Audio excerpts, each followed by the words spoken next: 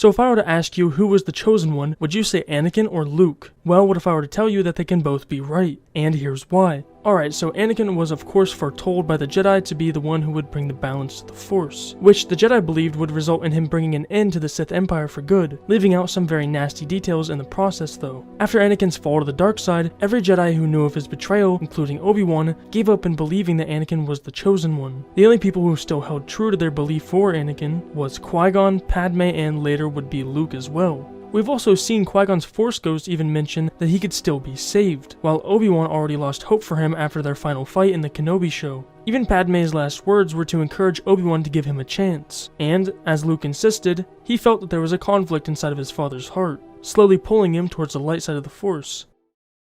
Alright, now I'm going to talk about Luke, because even if you don't think he is the chosen one, you have to understand just how important he really was. I mean, he was the deciding factor that pushed Vader back to the light side, and his efforts to the rebellion alone made him quite a known hero amongst the galaxy. So, where people like Obi-Wan chose to believe that Luke was the chosen one to destroy the Sith alongside the Empire, simply because he was the son of Anakin Skywalker, and he managed to quickly adapt to his newfound gifts under the great wisdom and teachings that was Grandmaster Yoda. Luke was very powerful though, even with his lack of training, but when he felt ready, he headed straight into the eye of the storm, fully trusting the fact that his father was redeemable, maybe even helping him take out the Emperor. But something Luke never accounted for was how he began to slip during his fight against his father, nearly letting his hate get the better of him. But after showing Vader mercy, he chose to return the favor to his own son, by finally showing compassion for another living being, which gave him the strength to lift the Emperor and throw him to his death, fulfilling his lifelong prophecy,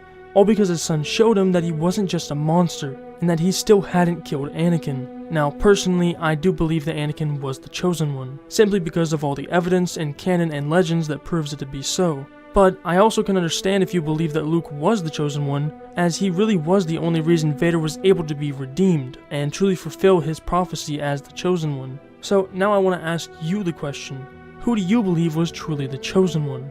Let me know in the comments below.